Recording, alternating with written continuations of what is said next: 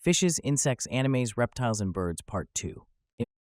As appropriate emblems of various human and divine attributes, birds were included in religious and philosophic symbolism, that of pagans and of Christians alike.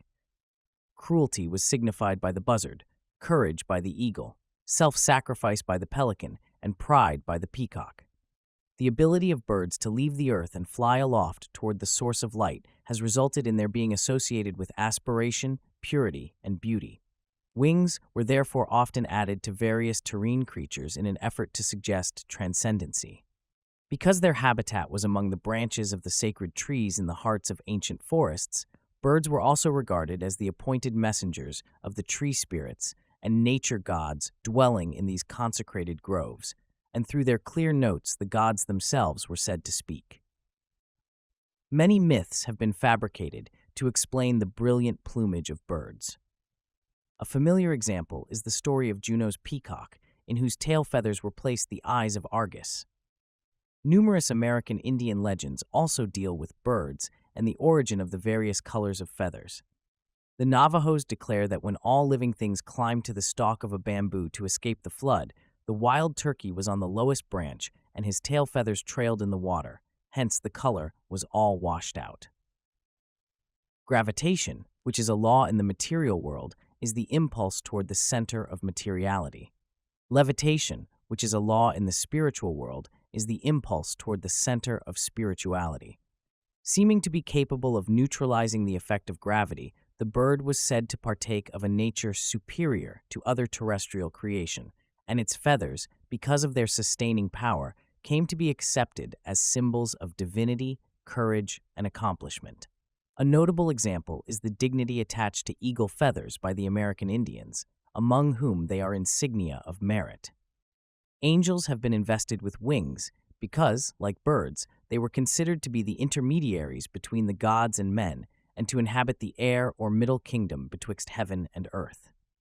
As the dome of the heavens was likened to a skull in the Gothic mysteries, so the birds which flew across the sky were regarded as thoughts of the deity. For this reason, Odin's two messenger ravens were called Hugin and Munin, thought and memory. Among the Greeks and Romans, the eagle was the appointed bird of Jupiter and consequently signified the swiftly moving forces of the demiurgus. Hence it was looked upon as the mundane lord of the birds, in contradistinction to the phoenix, which was symbolic of the celestial ruler. The eagle typified the sun in its material phase, and also the immutable demiurgic law, beneath which all mortal creatures must bend. The eagle was also the Hermetic symbol of sulfur, and signified the mysterious fire of Scorpio, the most profoundly significant sign of the zodiac and the gate of the great mystery. Being one of the three symbols of Scorpio, the eagle, like the goat of Mendes, was an emblem of the theurgic art and the secret processes by which the infernal fire of the scorpion was transmuted into the spiritual light fire of the gods. Among certain American Indian tribes, the thunderbird is held in peculiar esteem. This divine creature is said to live above the clouds.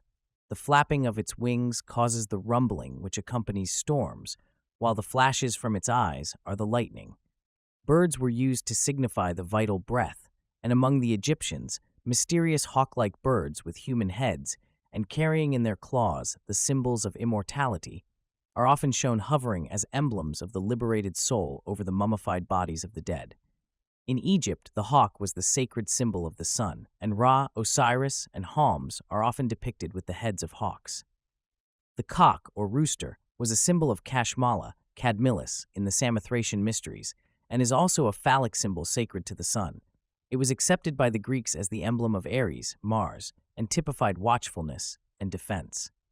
When placed in the center of a weather vane, it signifies the sun in the midst of the four corners of creation. The Greeks sacrificed a rooster to the gods at the time of entering the Eleusinian mysteries.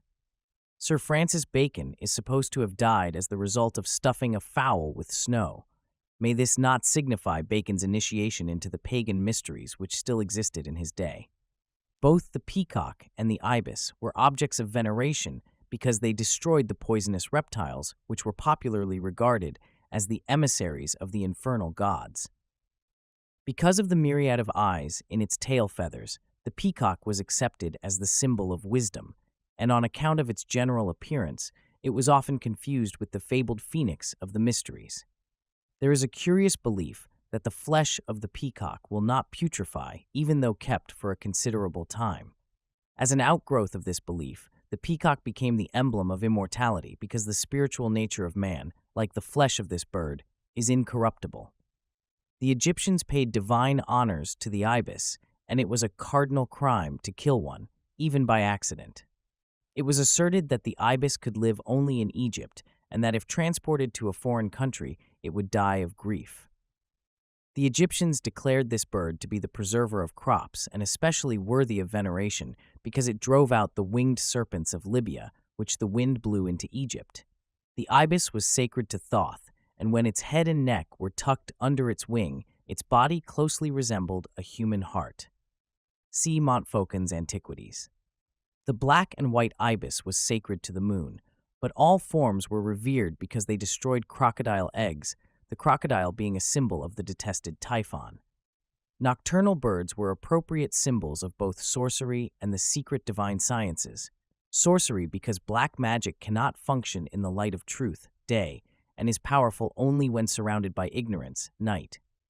And the divine sciences because those possessing the arcana are able to see through the darkness of ignorance and materiality. Owls and bats were consequently often associated with either witchcraft or wisdom. The goose was an emblem of the first primitive substance or condition from which and within which the worlds were fashioned. In the mysteries, the universe was likened to an egg which the cosmic goose had laid in space. Because of its blackness, the crow was the symbol of chaos or the chaotic darkness preceding the light of creation. The grace and purity of the swan were emblematic of the spiritual grace and purity of the initiate. This bird also represented the mysteries, which unfolded these qualities in humanity. This explains the allegories of the gods, the secret wisdom, incarnating in the body of a swan, the initiate. Being scavengers, the vulture, the buzzard, and the condor signified that form of divine power which, by disposing of refuse and other matter dangerous to the life and health of humanity, cleanses and purifies the lower spheres. These birds were therefore adopted as symbols of the disintegrative processes which accomplish good while apparently destroying, and by some religions have been mistakenly regarded as evil. Birds such as the parrot and raven were accorded veneration because, being able to mimic the human voice, they were looked upon as links between the human and animal kingdoms. The dove, accepted by Christianity as the emblem of the Holy Ghost, is an extremely ancient and highly revered pagan Ionic emblem. In many of the ancient mysteries, it represented the third person of the creative triad, or the fabricator of the world. As the lower worlds were brought into existence through a generative process, so the dove has been associated with those deities identified with the procreative functions. It is sacred to Astarte, Cybele, Isis, Venus, Juno, Mylitta, and Aphrodite. On account of its gentleness and devotion to its young, the dove was looked upon as the embodiment of the maternal instinct. The dove is also an emblem of wisdom, for it represents the power and order by which the lower worlds are maintained. It has long been accepted as a messenger of the divine will and signifies the activity of God. The name dove has been given to oracles and to prophets. The true name of the dove was Iona, or Lonas. It was a very sacred emblem, and a tone time almost universally received. It was adopted by the Hebrews, and the mystic dove was regarded as a symbol from the days of Noah by all those who were of the Church of God. The prophet sent to Nineveh as God's messenger was called Jonah, or the dove. Our Lord's forerunner, the Baptist, was called in Greek by the name of Ioannis, and so was the Apostle of Love, the author of the fourth Gospel and of the Apocalypse, named Ioannis. Bryant's analysis of ancient mythology. In Masonry, the dove is the symbol of purity and innocence. It is significant that in the pagan mysteries, the dove of Venus was crucified upon the four spokes of a great wheel, thus foreshadowing the mystery of the crucified Lord of Love.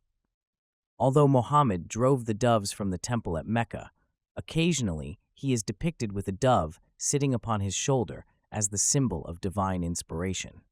In ancient times, the effigies of doves were placed upon the heads of scepters to signify that those bearing them were overshadowed by divine prerogative.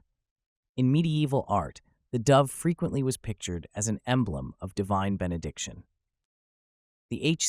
Clement, one of the ante-Nicene fathers, describes in the 1st century after Christ the peculiar nature and habits of the phoenix, in this wise. There is a certain bird which is called a phoenix. This is the only one of its kind and lives 500 years. And when the time of its dissolution draws near that it must die, it builds itself a nest of frankincense and myrrh and other spices, into which, when the time is fulfilled, it enters and dies. But as the flesh decays, a certain kind of worm is produced, which, being nourished by the juices of the dead bird, brings forth feathers. Then, when it has acquired strength, it takes up that nest in which are the bones of its parent, and bearing these, it passes from the land of Arabia into Egypt to the city called Philiopolis. And, in open day, flying in the sight of all men, it places them on the altar of the sun, and having done this, hastens back to its former abode. The priests then inspect the registers of the dates and find that it has returned exactly as the 500th year was completed. The phoenix on its nest of flames. From Lycosthenes' Prodigiorum ac Ostentorum Chronicon. The phoenix is the most celebrated of all the symbolic creatures fabricated by the ancient mysteries for the purpose of concealing the great truths of esoteric philosophy. Though modern scholars of natural history declare the existence of the phoenix to be purely mythical, Pliny describes the capture of one of these birds and its exhibition in the Roman Forum during the reign of the Emperor Claudius. Although admitting that he had not seen the phoenix bird, there being only one alive at a time, Herodotus amplifies a bit the description given by Clement. They tell a story of what this bird does, which does not seem to me to be credible, that he comes all the way from Arabia and brings the parent bird, all plastered with myrrh, to the temple of the sun, and there buries the body. In order to bring him, they say, he first forms a ball of myrrh as big as he finds that he can carry. Then, he hollows out the ball and puts his parent inside, after which he covers over the opening with fresh myrrh, and the ball is then of exactly the same weight as at first. So he brings it to Egypt, plastered over as I have said, and deposits it in the temple of the sun. Such is the story they tell of the doings of this bird. Both Herodotus and Pliny noted the general resemblance in shape between the phoenix and the eagle, a point which the reader should carefully consider. For it is reasonably certain that the modern Masonic eagle was originally a phoenix. The body of the phoenix is described as having been covered with glossy purple feathers, while its long tail feathers were alternately blue and red. Its head was light in color, and about its neck was a circlet of golden plumage. At the back of its head, the phoenix had a peculiar tuft of feathers, a fact quite evident, although it has been overlooked by most writers and symbolists. The phoenix was regarded as sacred to the sun, and the length of its life, 500 to 1,000 years, was taken as a standard for measuring the motion of the heavenly bodies and also the cycles of time used in the mysteries to designate the periods of existence. The diet of the bird was unknown. Some writers declare that it subsisted upon the atmosphere, others that it ate at rare intervals, but never in the presence of man. Modern Masons should realize the special Masonic significance of the phoenix, for the bird is described as using sprigs of acacia in the manufacture of its nest. The phoenix, which is the mythological Persian roc, is also the name of a southern constellation, and therefore it has both an astronomical and an astrological significance. In all probability, the phoenix was the swan of the Greeks, the eagle of the Romans, and the peacock of the Far East.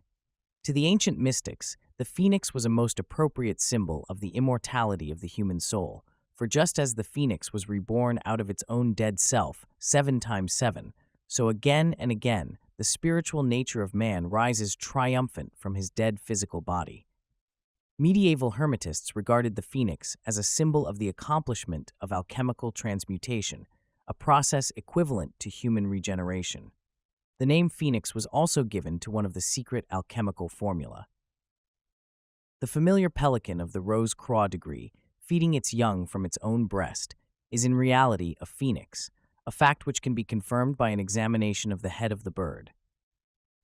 The ungainly lower part of the pelican's beak is entirely missing, the head of the phoenix being far more like that of an eagle than of a pelican. In the mysteries, it was customary to refer to initiates as phoenixes, or men who had been born again, for just as physical birth gives man consciousness in the physical world, so the neophyte, after 9 degrees in the womb of the mysteries, was balm into a consciousness of the spiritual world. This is the mystery of initiation to which Christ referred when he said, "Except a man be born again, he cannot see the kingdom of God." John 3:3. The phoenix is a fitting symbol of this spiritual truth. European mysticism was not dead at the time the United States of America was founded. The hand of the mysteries controlled in the establishment of the new government, for the signature of the mysteries may still be seen on the Great Seal of the United States of America. Careful analysis of the seal discloses a mass of occult and Masonic symbols, chief among them the so-called American eagle, a bird which Benjamin Franklin declared unworthy to be chosen as the emblem of a great, powerful, and progressive people. Here again, only the student of symbolism can see through the subterfuge and realize that the American eagle upon the Great Seal is but a conventionalized phoenix, a fact plainly discernible from an examination of the original seal. In his sketch of the history of the seal of the United States, Gaillard Hunt unwittingly brings forward much material to substantiate the belief that the original seal carried the phoenix bird on its obverse surface and the Great Pyramid of Giza upon its reverse surface. In a colored sketch submitted as a design for the Great Seal by William Barton in 1782, an actual phoenix appears sitting upon a nest of flames. This itself demonstrates a tendency towards the use of this emblematic bird. If anyone doubts the presence of Masonic and occult influences at the time the Great Seal was designed, he should give due consideration to the comments of Professor Charles Eliot Norton of Harvard, who wrote concerning the unfinished pyramid and the all-seeing eye which adorned the reverse of the seal, as follows. The device adopted by Congress is practically incapable of effective treatment.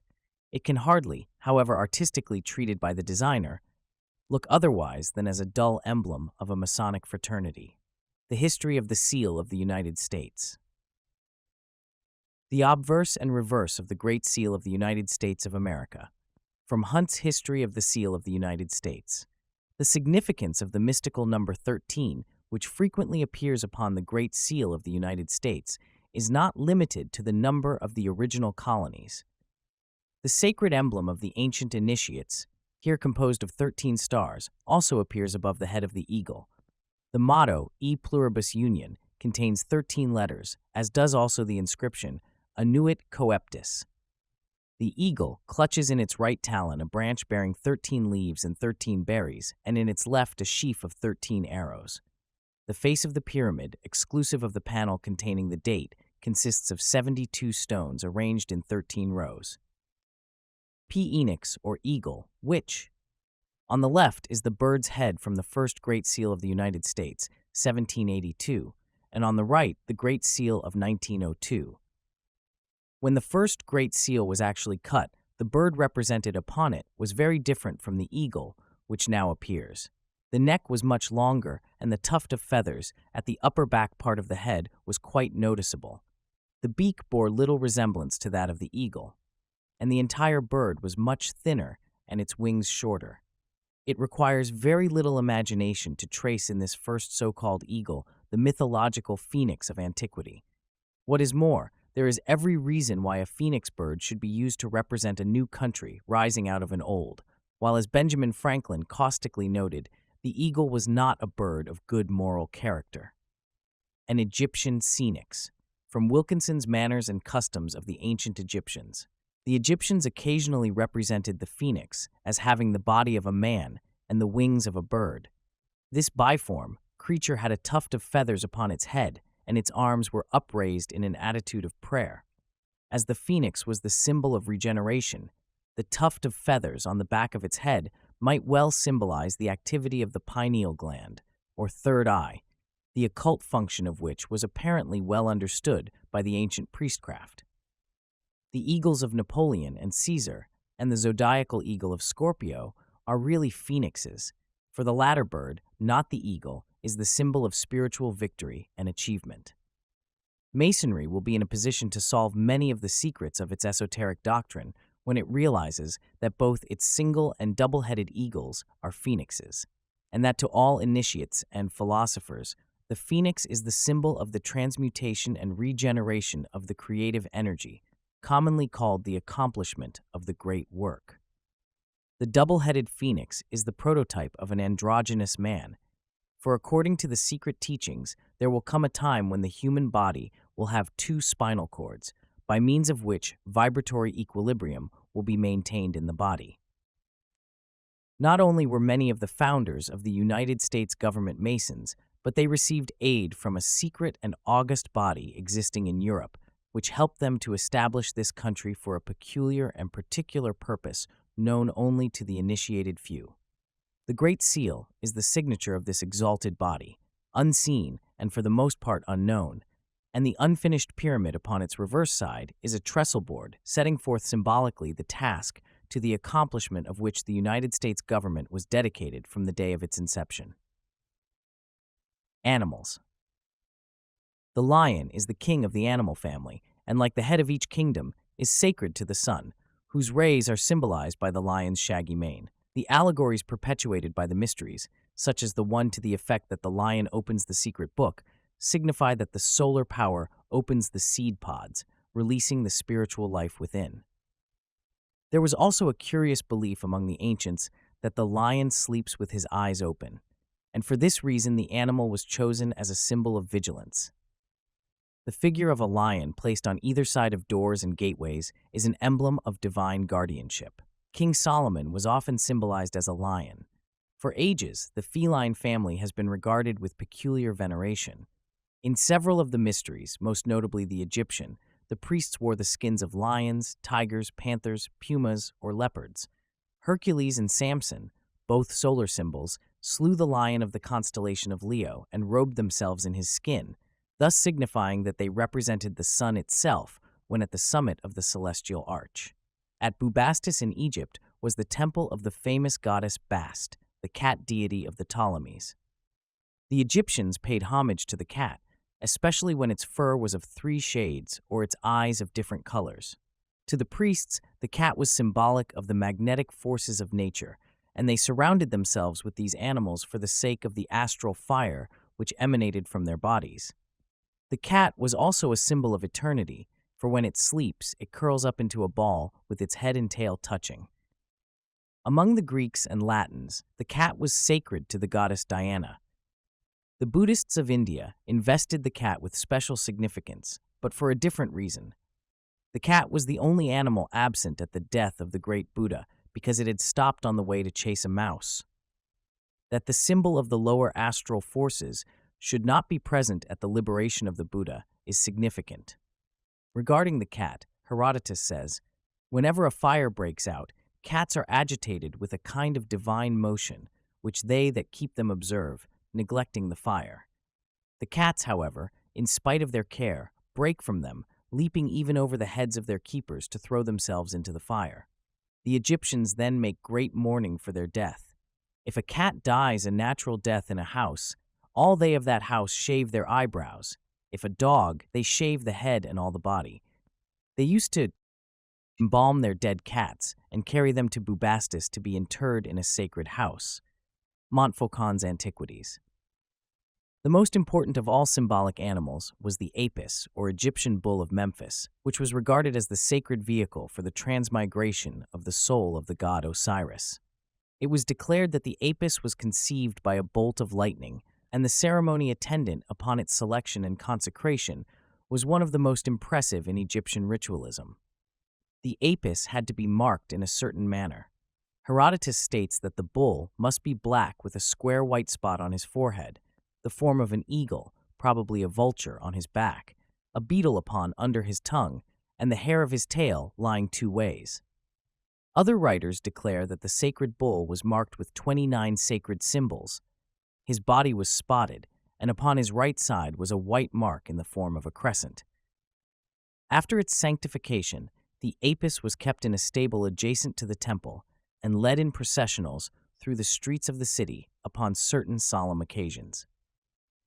It was a popular belief among the Egyptians that any child upon whom the bull breathed would become illustrious.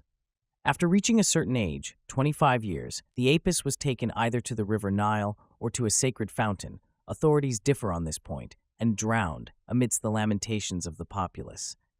The mourning and wailing for his death continued until the new apis was found, when it was declared that Osiris had reincarnated, whereupon rejoicing took the place of grief.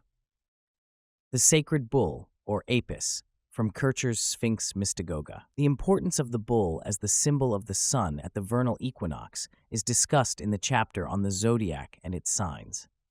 The bull and the ox are ancient emblems of the element of earth, consequently of the planet itself. They also signify the animal nature of man, and for this reason were sacrificed upon the altars of such ancient mysteries as the Jewish and Druidic. Plutarch wrote, "The apis ought to be regarded by us as a fair and beautiful image of the soul of Osiris." Osiris represents the spiritual nature of the lower world, which is murdered and distributed throughout the substance of the physical spheres. Apis is the emblem of the material world within which is the spiritual nature, Osiris. The apis is also the symbol of the exoteric or profane doctrine, in contradistinction to the esoteric or divine teachings represented by the ursius worn upon the foreheads of the priests. Front, this is derived the mythological allegory of Serapis, who in a certain sense is not only the composite figure of Osiris and the lower world in which he is incarnated, but also of the mysteries, which are the terrestrial bodies containing the secret teachings or the spiritual soul. The worship of the bull was not confined to Egypt, but was prevalent in many nations of the ancient world. In India, Nandi, the sacred white bull of Siva, is still the object of much veneration, and both the Persians and the Jews accepted the bull as an important religious symbol. The Assyrians, Phoenicians, Chaldeans, and even the Greeks reverenced this animal, and Jupiter turned himself into a white bull to abduct Europa. The bull was a powerful phallic emblem, signifying the paternal creative power of the demiurgus. At his death, he was frequently mummified and buried with the pomp and dignity of a god in a specially prepared sarcophagus. Excavations in the Serapeum at Memphis have uncovered the tombs of more than 60 of these sacred animals. As the sign rising over the horizon at the vernal equinox constitutes the starry body for the annual incarnation of the sun, the bull not only was the celestial symbol of the solar man, but because the vernal equinox took place in the constellation of Taurus, was called the breaker or opener of the year. For this reason, in astronomical symbolism, the bull is often shown breaking the annular egg with his horns. The apis further signifies that the god mind is incarnated in the body of a beast, and therefore that the physical beast form is the sacred vehicle of divinity. Man's lower personality is the apis in which Osiris incarnates. The result of the combination is the creation of Sor Apis, Serapis, the material soul as ruler of the irrational material body and involved therein. After a certain period, which is determined by the square of 5 or 25 years, the body of the apis is destroyed and the soul liberated by the water which drowns the material life. This was indicative of the washing away of the material nature by the baptismal waters of divine light and truth.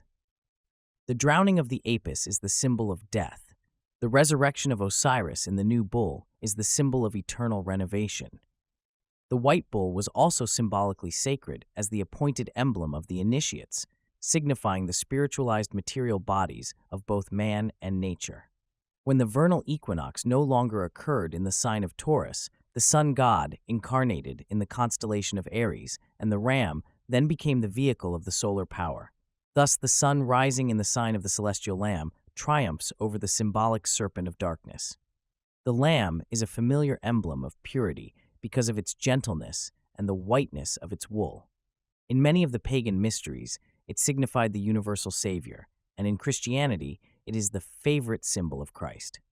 Early church paintings show a lamb standing upon a little hill, and from its feet pour 4 streams of living water, signifying the 4 Gospels. The blood of the lamb is the solar life pouring into the world through the sign of Aries. The goat is both a phallic symbol and also an emblem of courage or aspiration because of its sure-footedness and ability to scale the loftiest peaks.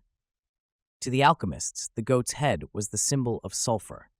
The practice among the ancient Jews of choosing a scapegoat upon which to heap the sins of mankind is merely an allegorical depiction of the Sun Man, who is the scapegoat of the world, and upon whom are cast the sins of the 12 houses, tribes, of the celestial universe. Truth is the divine lamb, worshipped throughout pagandom and slain for the sins of the world. And since the dawn of time, the savior gods of all religions have been personifications of this truth. The golden fleece sought by Jason and his Argonauts is the celestial lamb, the spiritual and intellectual sun. The doctrine is also typified by the golden fleece, the wool of the divine life, the rays of the sun of truth. Suidas declares the golden fleece to have been in reality a book written upon skin, which contained the formulae for the production of gold by means of chemistry. The mysteries were institutions erected for the transmutation of base ignorance into precious illumination. The dragon of ignorance was the terrible creature set to guard the golden fleece, and represents the darkness of the old year, which battles with the sun at the time of its equinoctial passage. Deer were sacred in the Bacchic mysteries of the Greeks. The Bacchantes were often clothed in fawn skins. Deer were associated with the worship of the moon goddess, and the Bacchic orgies were usually conducted at night. The grace and speed of this animal caused it to be accepted as the proper symbol of aesthetic abandon. Deer were objects of veneration with many nations. In Japan, herds of them are still maintained in connection with the temples.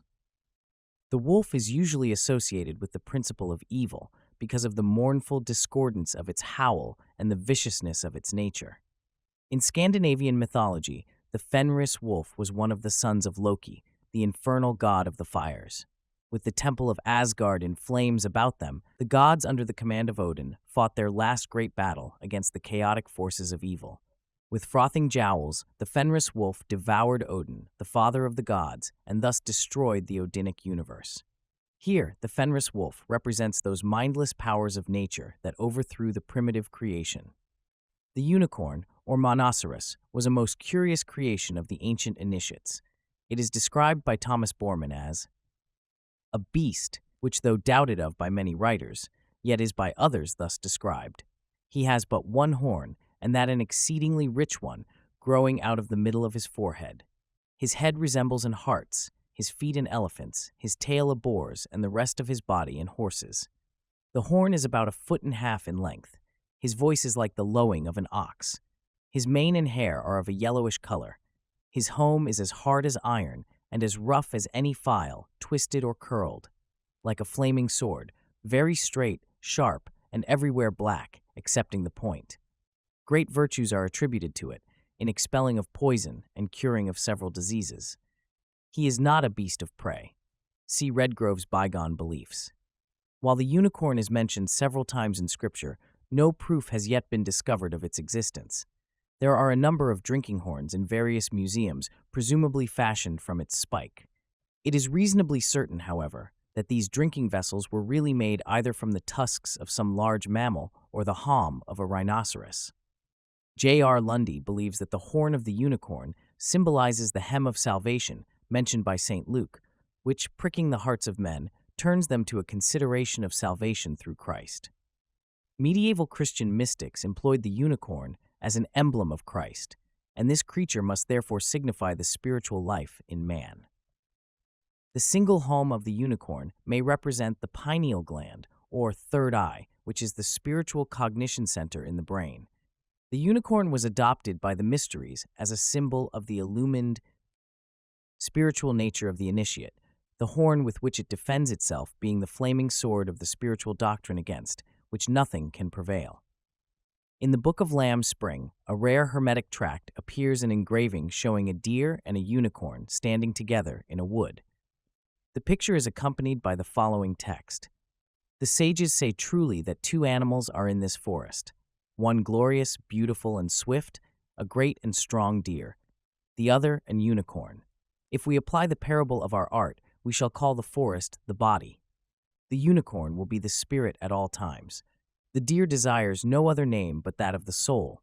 He that knows how to tame and master them by art, to couple them together, and to lead them in an hour of the form, may justly be called a master. The Egyptian devil, Typhon, was often symbolized by the Set monster whose identity is obscure. It has a queer snout-like nose and pointed ears, and may have been a conventional hyena. The Set monster lived in the sandstorms and wandered about the world promulgating evil. The Egyptians related the howling of the desert winds with the moaning cry of the hyena. Thus, when in the depths of the night the hyena sent forth its doleful wail, it sounded like the last despairing cry of a lost soul in the clutches of Typhon. Among the duties of this evil creature was that of protecting the Egyptian dead against grave robbers. Among other symbols of Typhon was the hippopotamus, sacred to the god Mars, because Mars was enthroned in the sign of Scorpio, the house of Typhon. The ass was also sacred to this Egyptian demon. Jesus riding into Jerusalem upon the back of an ass has the same significance as Hermes standing upon the prostrate form of Typhon. The early Christians were accused of worshipping the head of an ass. A most curious animal symbol is the hog or sow, sacred to Diana, and frequently employed in the mysteries as an emblem of the occult art. The wild boar which gored Attis shows the use of this animal in the mysteries. According to the mysteries, the monkey represents the condition of man before the rational soul entered into his constitution. Therefore, it typifies the irrational man. By some, the monkey is looked upon as a species not installed by the spiritual hierarchies. By others, as a fallen state wherein man has been deprived of his divine nature through degeneracy. The ancients, though evolutionists, did not trace man's ascent through the monkey. The monkey they considered as having separated itself from the main stem of progress. The monkey was occasionally employed as a symbol of learning. Cynocephalus, the dog-headed ape, was the Egyptian hieroglyphic symbol of writing and was closely associated with Thoth. Cynocephalus is symbolic of the moon and Thoth of the planet Mercury. Because of the ancient belief that the moon followed Mercury about the heavens, the dog ape was described as the faithful companion of Thoth. The dog, because of its faithfulness, denotes the relationship which should exist between disciple and master, or between the initiate and his god. The shepherd dog was a type of the priestcraft. The dog's ability to sense and follow unseen persons for miles symbolized the transcendental power by which the philosopher follows the thread of truth through the labyrinth of earthly error. The dog is also the symbol of Mercury. The dog star, Sirius or Sothis, was sacred to the Egyptians because it presaged the annual inundations of the Nile. Thoth, the dog-headed, from Lenoir's La Franche Maconnerie. Araweris, or Thoth, one of the five immortals, protected the infant Homs from the wrath of Typhon after the murder of Osiris. He also revised the ancient Egyptian calendar by increasing the year from 360 days to 365. Thoth Hermes was called the dog-headed because of his faithfulness and integrity. He is shown crowned with a solar nimbus, carrying in one hand the crux ansata, the symbol of eternal life, and in the other a serpent-wound staff, symbolic of his dignity as counselor of the gods. As a beast of burden, the horse was the symbol of the body of man forced to sustain the weight of his spiritual constitution. Conversely, it also typified the spiritual nature of man, forced to maintain the burden of the material personality. Chiron, the centaur, mentor of Achilles, represents the primitive creation which was the progenitor and instructor of mankind, as described by Berosus. The winged horse and the magic carpet both symbolize the secret doctrine and the spiritualized body of man. The wooden horse of Troy, secreting an army for the capture of the city, represents man's body concealing within it those infinite potentialities which will later come forth and conquer his environment. Again, like Noah's Ark, it represents the spiritual nature of man as containing a host of latent potentialities which subsequently become active. The siege of Troy is a symbolic account of the abduction of the human soul, Helena, by the personality, Paris, and its final redemption through persevering struggle by the secret doctrine, the Greek army under the command of Agamemnon. Nes and the Harpies, from Virgil's Aeneid, Dryden's translation. Among the mythological creatures of the mysteries were the Harpies, projections into material substance of beings existing in the invisible world of nature. They were described the Greeks as being composite, with the heads of maidens and the bodies of birds. The wings of the harpies were composed of metal, and their flight was accompanied by a terrible clanging noise. During his wanderings, Aeneas, the Trojan hero, landed on the island of the Harpies, where he and his followers vainly battled with these monsters. One of the Harpies perched upon a cliff, and there prophesied to Aeneid that his attack upon them would bring dire calamity to the Trojans. Flowers, pence, fruits, and trees. The Ionian phallus were worshipped by nearly all ancient peoples as appropriate symbols of God's creative power. The Garden of Eden, the Ark, the Gate of the Temple, the Veil of the Mysteries, the Vesica Piscis or oval nimbus, and the Holy Grail are important Ionic symbols. The pyramid, the obelisk, the cone, the candle, the tower, the Celtic monolith, the spire, the campanile, the maypole, and the sacred spear are symbolic of the phallus. In treating the subject of priapic worship, too many modem authors judge pagan standards by their own and wallow in the mire of self-created vulgarity. The Eleusinian mysteries, the greatest of all the ancient secret societies, established one of the highest known standards of morality and ethics, and those criticizing their use of phallic symbols should ponder the trenchant words of King Edward III, Honi soit qui mat e pense. The obscene rites practiced by the later Bacchanalia and Dionysia were no more representative of the standards of purity originally upheld by the mysteries than the orgies occasionally occurring among the adherents of Christianity till the 18th century were representative of primitive Christianity. Sir William Hamilton, British minister at the court of Naples, declares that in 1780, Isernia, a community of Christians in Italy, worshipped with phallic ceremonies the pagan god Priapus under the name of Saint Cosmo.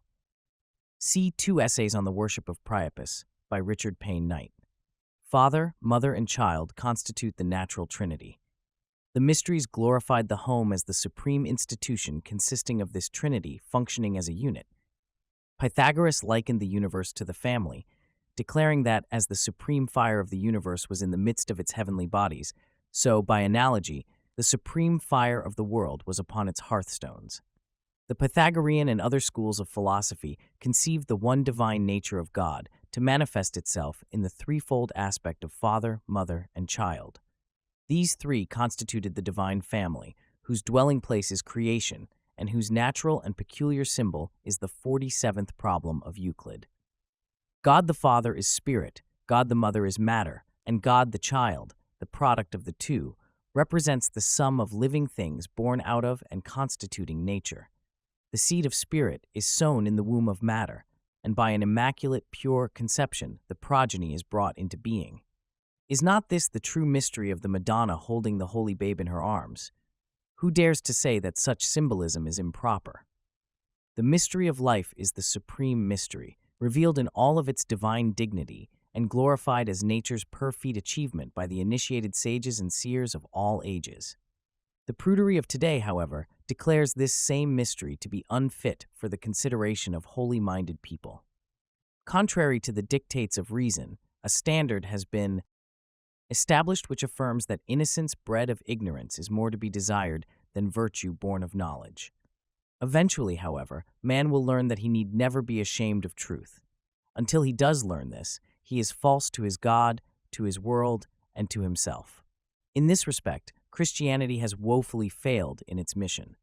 While declaring man's body to be the living temple of the living God, in the same breath, it asserts the substances and functions of this temple to be unclean, and their study defiling to the sensitive sentiments of the righteous. By this unwholesome attitude, man's body, the house of God, is degraded and defamed. Yet the cross itself is the oldest of phallic emblems, and the lozenge-shaped windows of cathedrals are proof that Ionic symbols have survived the destruction of the pagan mysteries.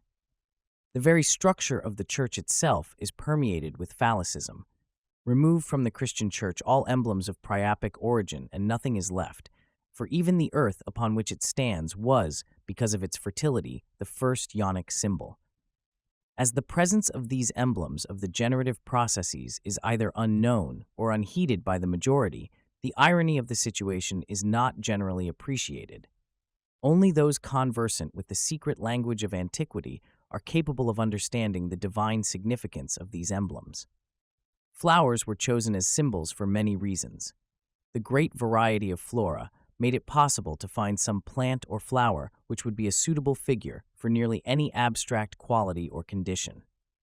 A plant might be chosen because of some myth connected with its origin, as the stories of Daphne and Narcissus, because of the peculiar environment in which it thrived, as the orchid and the fungus, because of its significant shape, as the passion flower and the Easter lily, because of its brilliance or fragrance, as the verbena and the sweet lavender, because it preserved its form indefinitely, as the everlasting flower, because of unusual characteristics as the sunflower and heliotrope, which have long been sacred because of their affinity for the sun.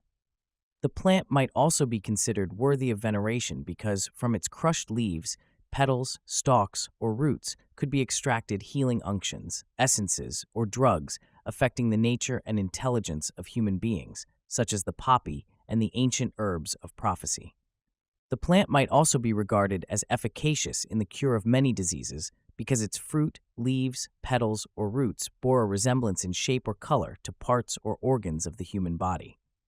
For example, the distilled juices of certain species of ferns, also the hairy moss growing upon oaks, and the thistledown were said to have the power of growing hair. The dentaria, which resembles a tooth in shape, was said to cure the toothache, and the Palma Christi plant, because of its shape, cured all afflictions of the hands.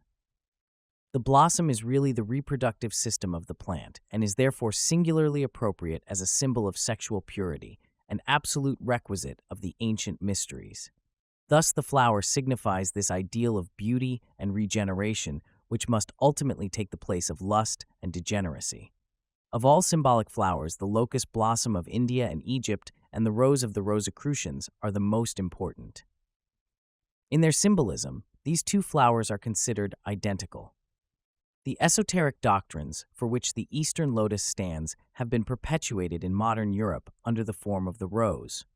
The rose and the lotus are yonic emblems, signifying primarily the maternal creative mystery, while the Easter lily is considered to be phallic. The Brahmin and Egyptian initiates, who undoubtedly understood the secret systems of spiritual culture, whereby the latent centers of cosmic energy in man may be stimulated, employed the lotus blossoms to represent the spinning vortices of spiritual energy located at various points along the spinal column and called chakras, or whirling wheels, by the Hindus. 7 of these chakras are of prime importance and have their individual correspondences in the nerve ganglia and plexuses.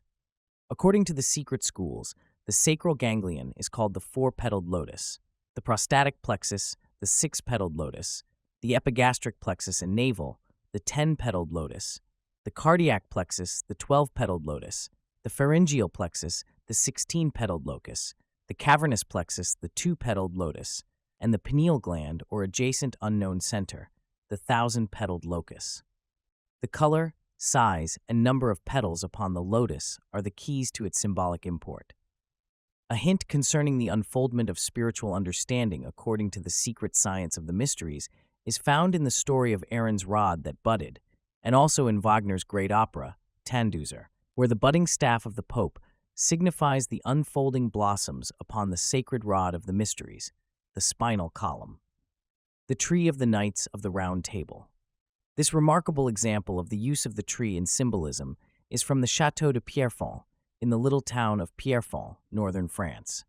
The 8 side branches end in conventional cup-like flowers, from each of which rises the body of a knight carrying in his hand a ribbon bearing his name. The central stem is surmounted by a larger flower, from which emerges the body of King Arthur himself. The tree is a favorite motif in heraldry. The one trunk, with its multitude of branches, caused the tree to be frequently used in diagramming family lineage, from which practice has arisen the custom of terming such tables family trees.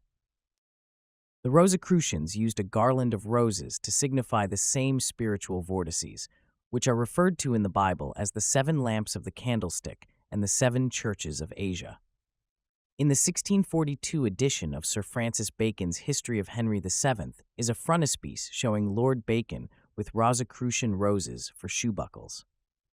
In the Hindu system of philosophy, each petal of the lotus bears a certain symbol which gives an added clue to the meaning of the flower. The Orientals also used the lotus plant to signify the growth of man through the three periods of human consciousness: ignorance, endeavor, and understanding. As the lotus exists in three elements, earth, water, and air, so man lives in three worlds: material, intellectual, and spiritual. As the plant, with its roots in the mud and the slime, grows upward through the water and finally blossoms forth in the light and air, so the spiritual growth of man is upward from the darkness of base action and desire into the light of truth and understanding, the water serving as a symbol of the ever-changing world of illusion through which the soul must pass in its struggle to reach the state of spiritual illumination.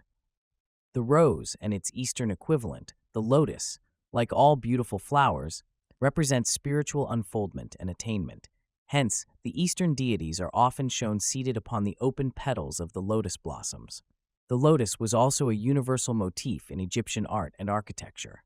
The roofs of many temples were upheld by lotus columns, signifying the eternal wisdom, and the lotus-headed scepter, symbolic of self-unfoldment and divine prerogative, was often carried in religious processions. When the flower had 9 petals, it was symbolic of man, when 12 of the universe and the gods, when 7 of the planets and the law, when 5 of the senses and the mysteries, and when 3 of the chief deities and the worlds.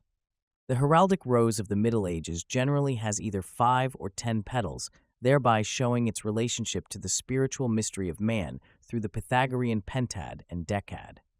Cultus arborum. The worship of trees as proxies of divinity was prevalent throughout the ancient world.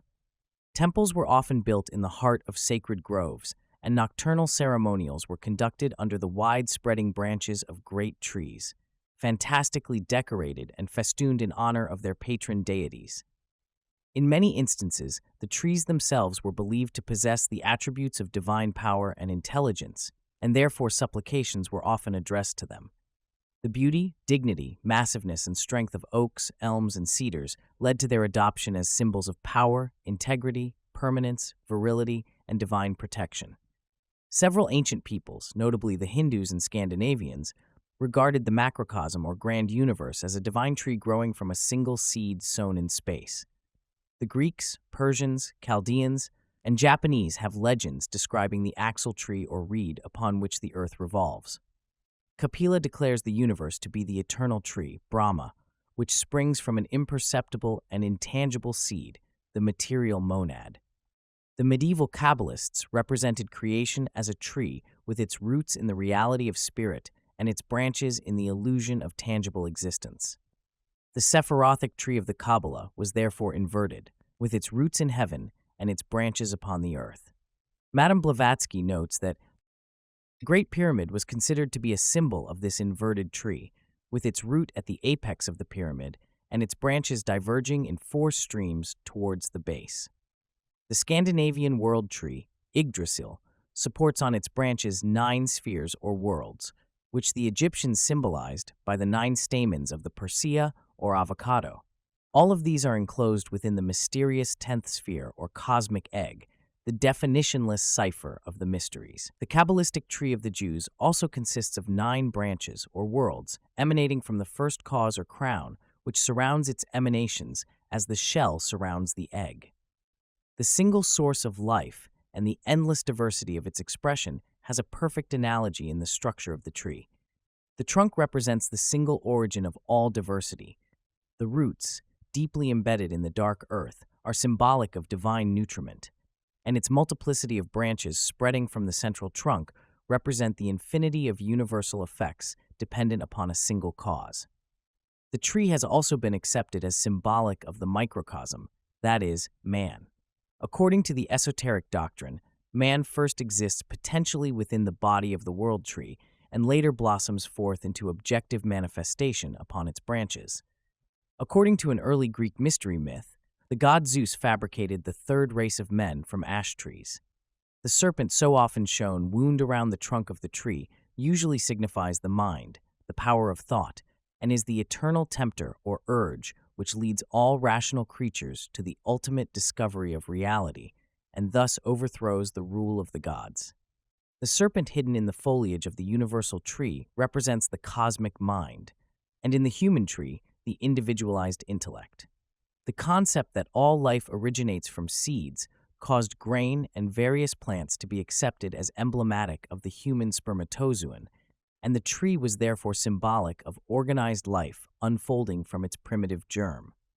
The growth of the universe from its primitive seed may be likened to the growth of the mighty oak from the tiny acorn.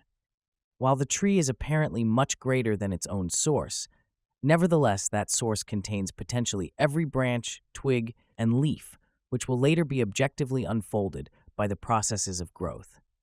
Man's veneration for trees as symbols of the abstract qualities of wisdom and integrity also led him to designate as trees those individuals who possessed these divine qualities to an apparently superhuman degree. Highly illumined philosophers and priests were therefore often referred to as trees or tree men. For example, the Druids, whose name, according to one interpretation, signifies the men of the oak trees, or the initiates of certain Syrian mysteries who were called cedars. In fact, it is far more credible and probable that the famous cedars of Lebanon, cut down for the building of King Solomon's temple, were really illumined, initiated sages. The mystic knows that the true supports of God's glorious house were not the logs subject to decay, but the immortal and imperishable intellects of the tree hierophants. Trees are repeatedly mentioned in the Old and New Testaments, and in the scriptures of various pagan nations. The tree of life and the tree of the knowledge of good and evil mentioned in Genesis, the burning bush in which the angel appeared to Moses, the famous vine and fig tree of the New Testament, the grove of olives in the Garden of Gethsemane where Jesus went to pray, and the miraculous tree of Revelation, which bore 12 manner of fruit and whose leaves were for the healing of the nations, all bear witness to the esteem in which trees were held by the scribes of Holy Writ. Buddha received his illumination while under the Bodhi tree near Madras in India, and several of the Eastern gods are pictured sitting in meditation beneath the spreading branches of mighty trees.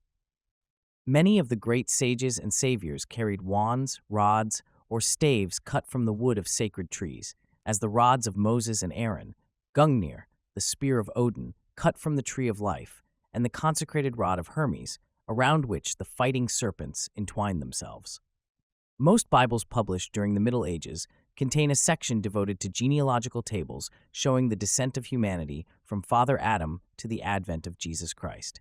The tree growing from the roof of the ark represents the body of Noah and its 3 branches, his sons, Shem, Ham, and Japheth. The nations by the descendants of Noah's 3 sons are appropriately shown in the circles upon the branches of the tree. While such tables are hopelessly incorrect from a historical point of view, to the symbolist their allegorical interpretations are of inestimable importance. The numerous uses which the ancients made of the tree and its products are factors in its symbolism.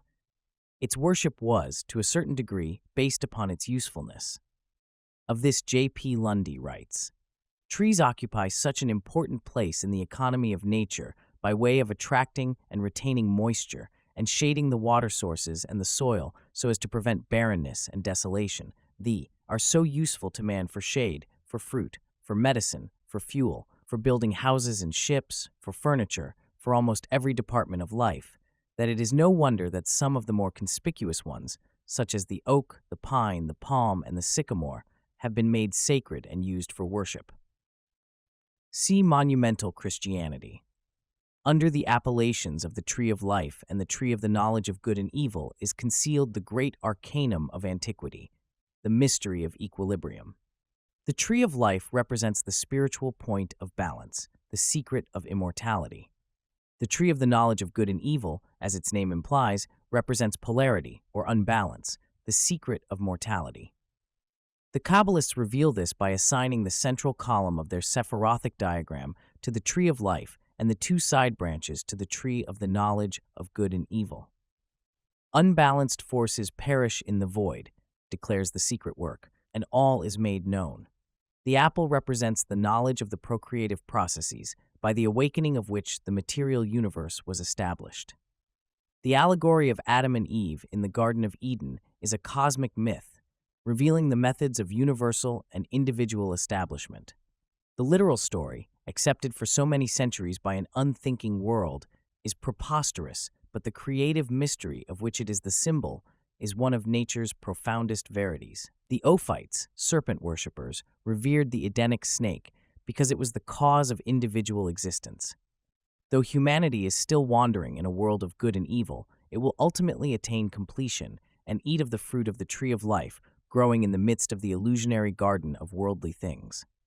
Thus, the tree of life is also the appointed symbol of the mysteries, and by partaking of its fruit, man attains immortality. The oak, the pine, the ash, the cypress, and the palm are the 5 trees of greatest symbolic importance. The father god of the mysteries was often worshipped under the form of an oak, the savior god, frequently the world martyr, in the form of a pine, the world axis and the divine nature in humanity in the form of an ash, the goddesses or maternal principle in the form of a cypress, and the positive pole of generation in the form of the inflorescence of the mate date palm. The pine cone is a phallic symbol of remote antiquity. The thyrsus of Bacchus, a long wand or staff surmounted by a pine cone or cluster of grapes and entwined with ivy or grapevine leaves, sometimes ribbons, signifies that the wonders of nature may only be accomplished by the aid of solar virility, as symbolized by the cone or grapes. In the Phrygian mysteries, Attis, the ever-present sun savior, dies under the branches of the pine tree, an allusion to the solar globe at the winter solstice, and for this reason the pine tree was sacred to his cult. This tree was also sacred in the mysteries of Dionysos and Apollo. Among the ancient Egyptians and Jews, the acacia, or tamarisk, was held in the highest religious esteem, and among modern Masons, branches of acacia, cypress, cedar, or evergreen are still regarded as most significant emblems. The shittim wood used by the children of Israel in the construction of the tabernacle and the Ark of the Covenant was a species of acacia. In describing this sacred tree, Albert Pike has written, "The genuine acacia also is the thorny tamarisk, the same tree which grew around the body of Osiris. It was a sacred tree among the Arabs, who made of it the idol Al-Uzza, which Muhammad destroyed. It is abundant as a bush in the desert of Thur, and of it the crown of thorns was composed, which was set on the forehead of Jesus of Nazareth. It is a fit type of immortality on account of its tenacity of life, for it has been known, when planted as a doorpost, to take root again and shoot out budding boughs above the threshold." See Morals and Dogma. It is quite possible that much of the veneration accorded the acacia is due to the peculiar attributes of the mimosa, or sensitive plant, with which it was often identified by the ancients. There is a Coptic legend to the effect that the sensitive plant was the first of all trees or shrubs to worship Christ. The rapid growth of the acacia and its beauty have also caused it to be regarded as emblematic of fecundity and generation. The symbolism of the acacia is susceptible of 4 distinct interpretations. 1. It is the emblem of the vernal equinox, the annual resurrection of the solar deity. 2. Under the form of the sensitive plant which shrinks from human touch, the acacia signifies purity and innocence, as one of the Greek meanings of its name implies. 3. It fittingly typifies human immortality and regeneration, and under the form of the evergreen represents that immortal part of man which survives the destruction of his visible nature. 4. It is the ancient and revered emblem of the mysteries, and candidates entering the tortuous passageways in which the ceremonials were given carried in their hands branches of these sacred plants or small clusters of sanctified flowers. Albert G. Mackey calls attention to the fact that each of the ancient mysteries had its own peculiar plant, sacred to the gods or goddesses in whose honor the rituals were celebrated. These sacred plants were later adopted as the symbols of the various degrees in which they were used. Thus, in the mysteries of Adonis, lettuce was sacred. In the Brahmin and Egyptian rites, the lotus. Among the Druids, the mistletoe. And among certain of the Greek mysteries, the myrtle. See Encyclopedia of Freemasonry. As the legend of Kiram Abif is based upon the ancient Egyptian mystery ritual of the murder and resurrection of Osiris, it is natural that the sprig of acacia should be preserved as symbolic of the resurrection of Hiram. The chest containing the body of Osiris was washed ashore near Byblos and lodged in the roots of a tamarisk, or acacia, which, growing into a mighty tree, enclosed within its trunk the body of the murdered god. This is undoubtedly the origin of the story that a sprig of acacia marks the grave of Hiram. The mystery of the evergreen marking the grave of the dead sun god is also perpetuated in the Christmas tree. The apricot and quince are familiar Ionic symbols, while the bunch of grapes and the fig are phallic. The pomegranate is the mystic fruit of the Eleusinian rites. By eating it, Proserpine bound herself to the realms of Pluto. The fruit here signifies the sensuous life which, once tasted, temporarily deprives man of immortality. Also, on account of its vast number of seeds, the pomegranate was often employed to represent natural fecundity. For the same reason, Jacob Bryant in his Ancient Mythology notes that the ancients recognized in this fruit an appropriate emblem of the Ark of the Deluge, which contained the seeds of the new human race. Among the ancient mysteries, the pomegranate was also considered to be a divine symbol of such peculiar significance that its true explanation could not be divulged. It was termed by the Cabric the forbidden secret. Many Greek gods and goddesses are depicted holding the fruit or flower of the pomegranate in their hands, evidently to signify that they are givers of life and plenty. Pomegranate capitals were placed upon the pillars of Jachin and Boaz, standing in front of King Solomon's temple, and by the order of Jehovah, pomegranate blossoms were embroidered upon the bottom of the high priest's ephod. The sunflower. From Kircher's Magnus Save de Arte Magnetica, opus tripartitum. The above diagram illustrates a curious experiment in plant magnetism, reproduced with several other experiments in Athanasius Kircher's rare volume on magnetism. Several plants were sacred to the ancient Egyptians, Greeks, and Hindus because of the peculiar effect which the sun exerted over them. As it is difficult for man to look upon the face of the sun without being blinded by the light, those plants which turned and deliberately faced the solar orb were considered typical of very highly advanced souls.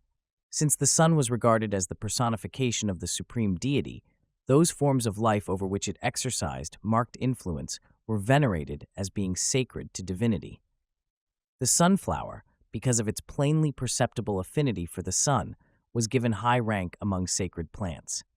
Strong wine made from the juice of the grape was looked upon as symbolic of the false life and false light of the universe, for it was produced by a false process, artificial fermentation. The rational faculties are clouded by strong drink, and the animal nature, liberated from bondage, controls the individual, facts which necessarily were of the greatest spiritual significance. As the lower nature is the eternal tempter seeking co-lead man into excesses which inhibit the spiritual faculties, the grape and its product were used to symbolize the adversary. The juice of the grape was thought by the Egyptians to resemble human blood more closely than did any other substance. In fact, they believed that the grape secured its life from the blood of the dead who had been buried in the earth. According to Plutarch, the priests of the sun at Heliopolis never carry any wine into their temples, and if they made use of it at any time in their libations to the gods, it was not because they looked upon it as in its own nature acceptable to them, but they poured it upon their altars as the blood of those enemies who formerly had fought against them. For they look upon the vine to have first sprung out of the earth after it was fattened with the carcasses of those who fell in the wars against the gods.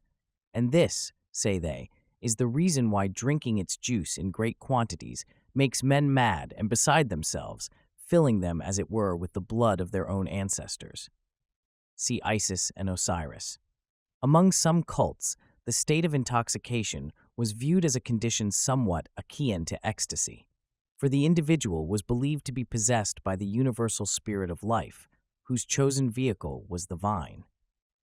In the mysteries, the grape was often used to symbolize lust and debauchery because of its demoralizing effect upon the emotional nature. The fact was recognized, however, that fermentation was the certain evidence of the presence of the solar fire.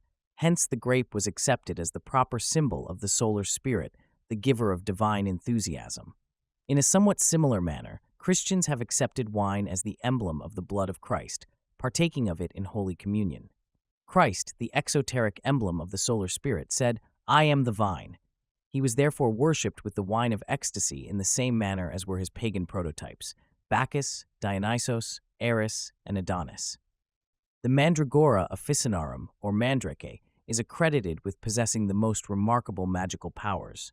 Its narcotic properties were recognized by the Greeks, who employed it to deaden pain during surgical operations, and it has been identified also with baras, the mystic herb used by the Jews for casting out demons. In the Jewish wars, Josephus describes the method of securing the baras, which he declares emits flashes of lightning and destroys all who seek to touch it, unless they proceed according to certain rules supposedly formulated by King Solomon himself. The occult properties of the mandrake, while little understood, have been responsible for the adoption of the plant as a talisman capable of increasing the value or quantity of anything with which it was associated. As a phallic charm, the mandrake was considered to be an infallible cure for sterility. It was one of the priapic symbols which the Knights Templars were accused of worshipping. The root of the plant closely resembles a human body and often bore the outlines of the human head, arms, or legs. This striking similarity between the body of man and the mandragora is one of the puzzles of natural science, and is the real basis for the veneration in which this plant was held. In Isis Unveiled, Madame Blavatsky notes that the mandragora seems to occupy upon Earth the point where the vegetable and animal kingdoms meet, as the zoophytes and polypi do in Sea. This thought opens a vast field of speculation concerning the nature of this animal plant. According to a popular superstition, the mandrake shrank from being touched, and crying out with a human voice, clung desperately to the soil in which it was embedded. Anyone who heard its cry while plucking it either immediately died or went mad. To circumvent this tragedy, it was customary to dig around the roots of the mandrake until the plant was thoroughly loosened, and then to tie one end of a cord about the stalk and fasten the other end to a dog. The dog, obeying his master's call, thereupon dragged the root from the earth and became the victim of the mandragora curse. When once uprooted, the plant could be handled with immunity. During the Middle Ages, mandrake charms brought great prices, and an art was evolved by which the resemblance between the mandragora root and the human body was considerably accentuated. Like most superstitions, the belief in the peculiar powers of the mandrake was founded upon an ancient secret doctrine concerning the true nature of the plant. It is slightly narcotic, says Eliphas Levi, and an aphrodisiacal virtue was ascribed to it by the ancients, who represented it as being sought by Thessalian sorcerers for the composition of philtres. Is this root the umbilical vestige of our terrestrial origin, as a certain magical mysticism has suggested? We dare not affirm it seriously, but it is true all the same that man issued from the slime of earth, and his first appearance must have been in the form of a rough sketch. The analogies of nature compel us to admit the notion, at least as a possibility. The first men were, in this case, a family of gigantic, sensitive mandragores, animated by the sun, who rooted themselves up from the earth. See Transcendental Magic. The homely onion was revered by the Egyptians as a symbol of the universe because its rings and layers represented the concentric planes into which creation was divided according to the Hermetic mysteries. It was also regarded as possessing great medicinal virtue. Because of peculiar properties resulting from its pungency, the garlic plant was a powerful agent in transcendental magic. To this day, no better medium has been found for the treatment of obsession. Vampirism and certain forms of insanity, especially those resulting from mediumship and the influences of elemental larvae, respond immediately to the use of garlic. In the Middle Ages, its presence in a house was believed to ward off all evil powers. Trifoliate plants, such as the shamrock, were employed by many religious cults to represent the principle of the Trinity. St. Patrick is supposed to have used the shamrock to illustrate this doctrine of the triune divinity. The reason for the additional sanctity conferred by a fourth leaf is that the fourth principle of the Trinity is man, and the presence of this leaf therefore signifies the redemption of humanity. The Tree of Alchemy. from Musium Hermeticum Reformation et Amplificatum. The alchemists were wont to symbolize their metals by means of a tree to indicate that all seven were branches dependent upon the single trunk of solar life. As the seven spirits depend upon God and are branches of a tree of which he is the root, trunk, and the spiritual earth from which the root derives its nourishment, so the single trunk of divine life and power nourishes all the multitudinous forms of which the universe is composed. In Gloria Mundi, from which the above illustration is reproduced, there is contained an important thought concerning the plant-like growth of metals. All trees, herbs, stones, metals, and minerals grow and attain to perfection without being necessarily touched by any human hand, for the seed is raised up from the ground, puts forth flowers, and bears fruit, simply through the agency of natural influences.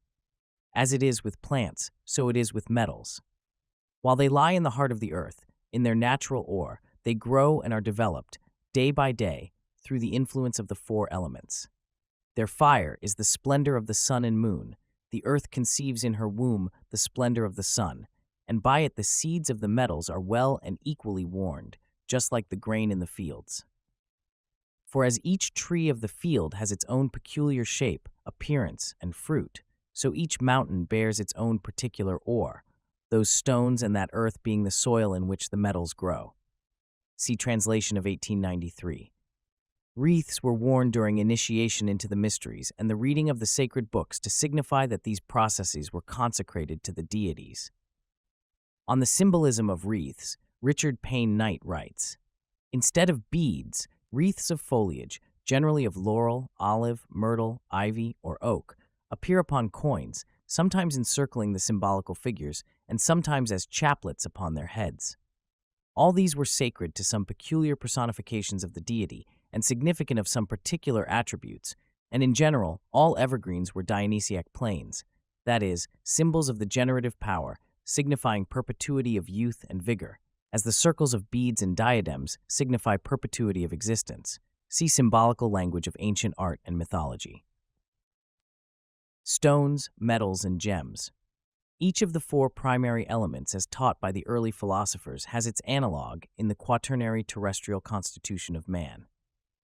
The rocks and earth correspond to the bones and flesh, the water to the various fluids, the air to the gases, and the fire to the bodily heat.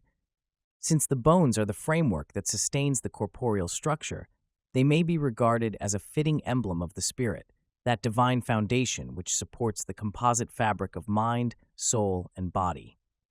To the initiate, the skeleton of death holding in bony fingers the reaper's scythe denotes Saturn, Kronos, the father of the gods, carrying the sickle with which he mutilated Ouranos, his own sire. In the language of the mysteries, the spirits of men are the powdered bones of Saturn. The latter deity was always worshipped under the symbol of the base or footing, inasmuch as he was considered to be the substructure upholding creation. The myth of Saturn has its historical basis in the fragmentary records preserved by the early Greeks and Phoenicians concerning a king by that name who ruled over the ancient continent of Hyperborea. Polaris, Hyperborea, and Atlantis, because they lie buried beneath the continents and oceans of the modern world, have frequently been symbolized as rocks supporting upon their broad surfaces new lands, races, and empires. According to the Scandinavian mysteries, the stones and cliffs were formed from the bones of Ymir, the primordial giant of the seething clay, while to the Hellenic mystics the rocks were the bones of the Great Mother, Gaia. After the deluge sent by the gods to destroy mankind at the close of the Iron Age, only Deucalion and Para were left alive. Entering a ruined sanctuary to pray, they were directed by an oracle to depart from the temple and with heads veiled and garments unbound cast behind them the bones of their mother.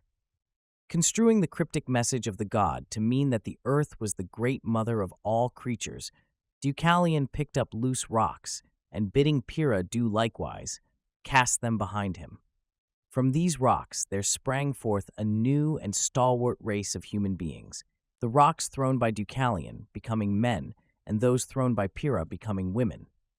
In this allegory is epitomized the mystery of human evolution, for spirit, by installing matter, becomes that indwelling power which gradually but sequentially raises the mineral to the status of the plant the plant to the plane of the animal to the dignity of man, and man to the estate of the gods. The solar system was organized by forces operating inward from the great ring of the Saturnian sphere. And since the beginnings of all things were under the control of Saturn, the most reasonable inference is that the first forms of worship were dedicated to him and his peculiar symbol, the stone. Thus, the intrinsic nature of Saturn is synonymous with that spiritual rock which is the enduring foundation of the solar temple, and has its antitype or lower octave in that terrestrial rock, the planet Earth, which sustains upon its jagged surface the diversified genera of mundane life. Although its origin is uncertain, litholatry undoubtedly constitutes one of the earliest forms of religious expression.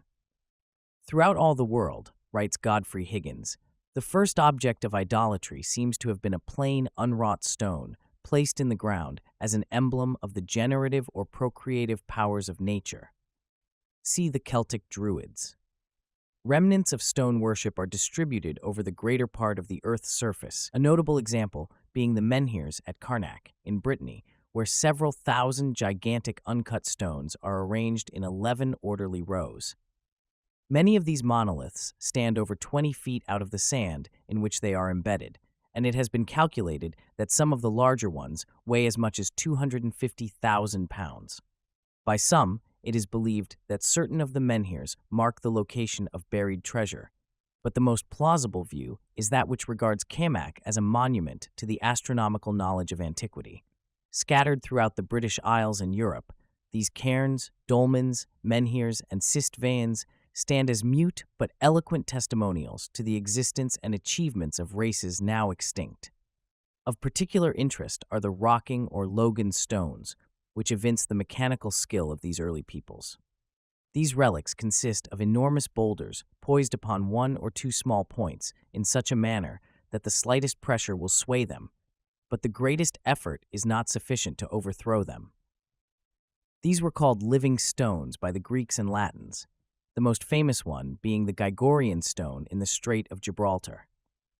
Though so perfectly balanced that it could be moved with the stalk of a daffodil, this rock could not be upset by the combined weight of many men.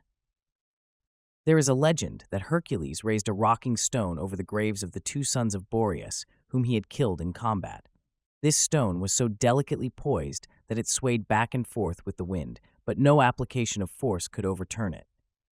A number of Logan stones have been found in Britain, traces of one no longer standing having been discovered in Stonehenge. See the Celtic Druids.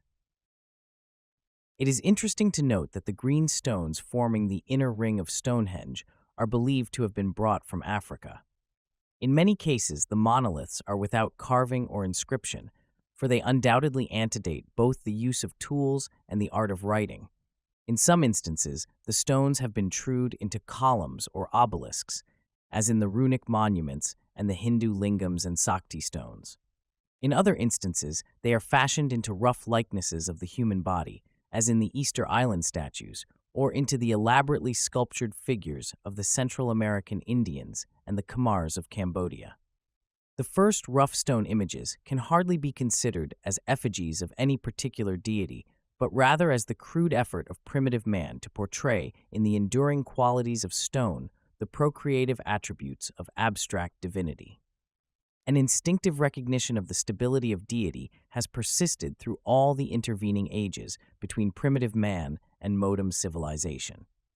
Ample proof of the survival of litholatry in the Christian faith is furnished by allusions to the rock of refuge, the rock upon which the Church of Christ was to be founded, the cornerstone which the builders rejected, Jacob's stony pillow which he set up and anointed with oil, the sling, stone of David, the rock Moriah upon which the altar of King Solomon's temple was erected, the white stone of Revelation, and the rock of ages. Stones were highly venerated by prehistoric peoples, primarily because of their usefulness. Jagged bits of stone were probably man's first weapons. Rocky cliffs and crags constituted his first fortifications, and from these vantage points he hurled loose boulders down upon marauders. In caverns or rude huts, fashioned from slabs of rock, the first humans protected themselves from the rigors of the elements. Stones were set up as markers and monuments to primitive achievement. They were also placed upon the graves of the dead, probably as a precautionary measure to prevent the depredations of wild beasts. During migrations, it was apparently customary for primitive peoples to carry about with them stones taken from their original habitat. As the homeland or birthplace of a race was considered sacred, these stones were emblematic of that universal regard shared by all nations for the place of their geniture. The discovery that fire could be produced by striking together two pieces of stone augmented man's reverence for stones, but ultimately the hitherto unsuspected world of wonders opened by the newly discovered element of fire caused pyrolatry to supplant stone worship. The dark, cold father, stone, gave birth out of itself to the bright, glowing sunfire, and the newly born flame, by displacing its parent, became the most impressive and mysterious of all religio-philosophic symbols, widespread and enduring through the ages. Saturn swallowing the stone substituted for Jupiter. From Catrari's Immagini degli Dei degli Antichi, Saturn, having been warned by his parents that one of his own children would dethrone him, devoured each child at birth. At last, Rhea, his wife, in order to save Jupiter, her sixth child, substituted for him a rock enveloped in swaddling clothes, which Saturn, ignorant of the deception practiced upon him, immediately swallowed. Jupiter was concealed on the island of Crete until he attained manhood, when he forced his father to disgorge the 5 children he had eaten. The stone swallowed by Saturn, in lieu of his youngest son, was placed by Jupiter at Delphi, where it was held in great veneration and was daily anointed. The body of everything was likened to a rock, trued either into a cube or more ornately chiseled to form a pedestal, while the spirit of everything was likened to the elaborately carved figure surmounting it. Accordingly, altars were erected as a symbol of the lower world, and fires were kept burning upon them to represent that spiritual essence illuminating the body it surmounted.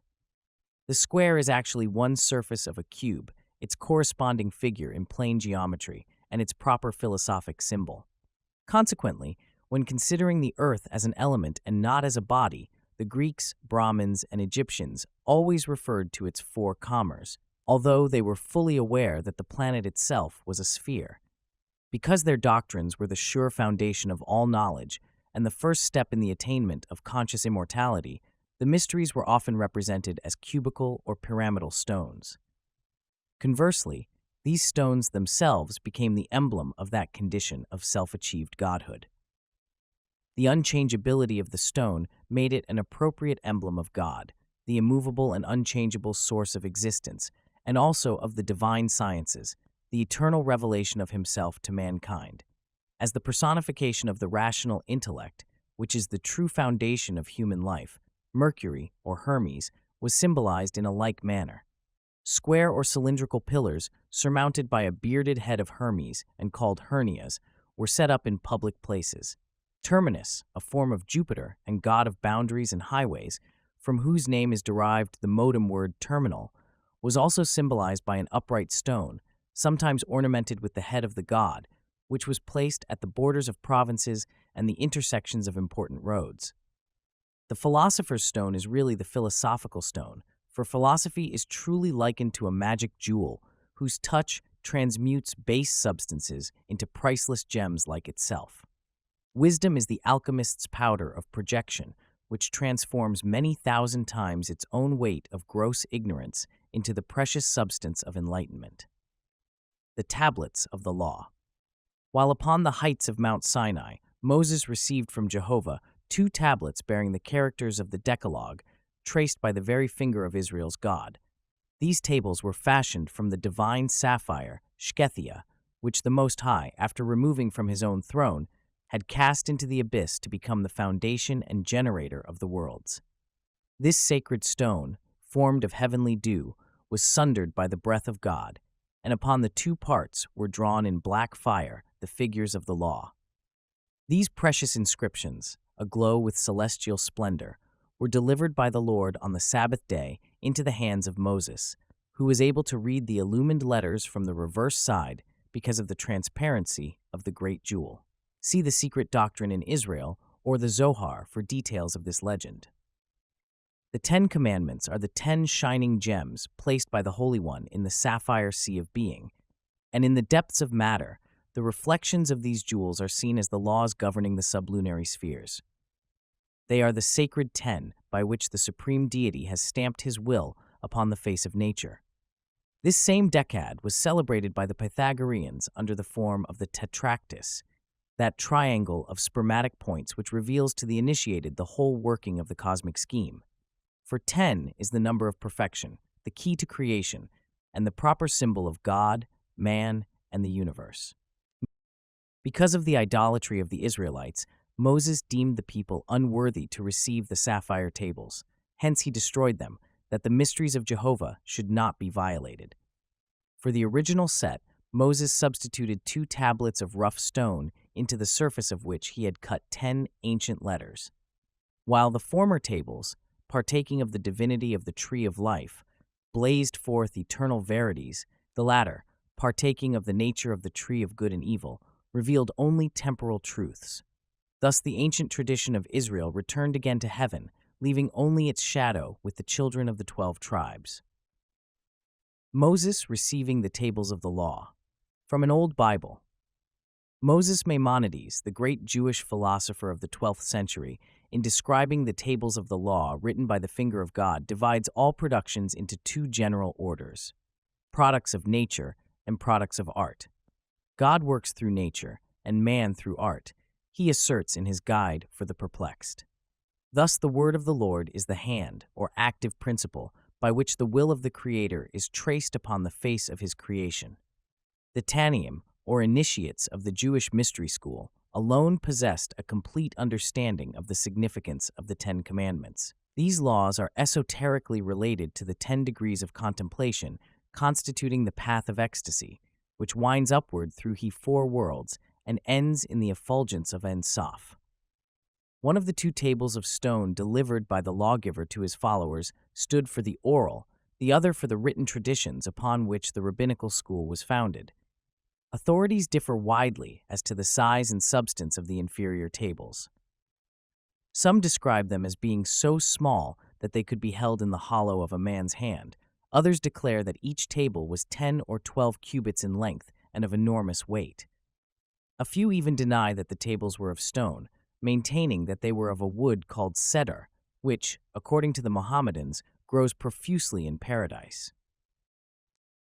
The 2 tables signify respectively the superior and the inferior worlds, the paternal and the maternal formative principles. In their undivided state, they represent the cosmic androgyne. The breaking of the tables signifies obscurely the separation of the superior and the inferior spheres, and also the division of the sexes. In the religious processionals of the Greeks and Egyptians, an ark or ship was carried which contained stone tablets, cones, and vessels of various shapes, emblematic of the procreative processes. The Ark of the Israelites, which was patterned after the sacred chests of the Isiac mysteries, contained 3 holy objects, each having an important phallic interpretation: the pot of manna, the rod that budded, and the tablets of the law, the first, second, and third principles of the creative triad. The manna, the blossoming staff, and the stone tables are also appropriate images respectively of the Kabbalah, the Mishnah, and the written law, the spirit, soul, and body of Judaism. When placed in King Solomon's everlasting house, the Ark of the Covenant contained only the tablets of the law. Does this indicate that even at that early date, the secret tradition had been lost and the letter of the revelation alone remained? As representing the power that fabricated the lower or demiurgic sphere, the tablets of stone were sacred to Jehovah, in contradistinction to the tablets of sapphire that signified the potency that established the higher or celestial sphere. Without doubt, the Mosaic tablets have their prototype in the stone pillars or obelisks placed on either side of the entrance to pagan temples. These columns may pertain to that remote time when men worshipped the Creator through his zodiacal sign of Gemini, the symbol of which is still the phallic pillars of the celestial twins. The 10 Commandments, writes Hargrave Jennings, are inscribed in 2 groups of 5 each, in columnar form. The 5 to the right, looking from the altar, mean the law. The 5 to the left mean the prophets. The right stone is masculine, the left stone is feminine. They correspond to the two disjoined pillars of stone, or towers, in the front of every cathedral and of every temple in the heathen times. See the Rosicrucians, their rites and mysteries. The same author states that the law is masculine because it was delivered direct from the deity, while the prophets, or gospels, were feminine because born through the nature of man. The right tablet of the law further signifies Jachin, the white pillar of light, the left tablet, Bot, the shadowy pillar of darkness. These were the names of the two pillars cast from brass, set up on the porch of King Solomon's temple. They were 18 cubits in height and beautifully ornamented with wreaths of chainwork, nets, and pomegranates. On the top of each pillar was a large bowl, now erroneously called a ball or globe, one of the bowls probably containing fire and the other water. The celestial globe, originally the bowl of fire, surmounting the right-hand column, Jachin, symbolized the divine man. The terrestrial globe, the bowl of water, surmounting the left-hand column, Boaz, signified the earthly man. These two pillars respectively connote also the active and the passive expressions of divine energy, the sun and the moon, sulfur and salt, good and bad, light and darkness. Between them is the door leading into the house of God, and standing thus at the gates of sanctuary, they are a reminder that Jehovah is both an androgynous and an anthropomorphic deity. As two parallel columns, they denote the zodiacal signs of Cancer and Capricorn, which were formerly placed in the chamber of initiation to represent birth and death, the extremes of physical life. They accordingly signify the summer and the winter solstices, now known to Freemasons under the comparatively modern appellation of the two St. Johns. In the mysterious Sephirothic tree of the Jews, these two pillars symbolize mercy and severity.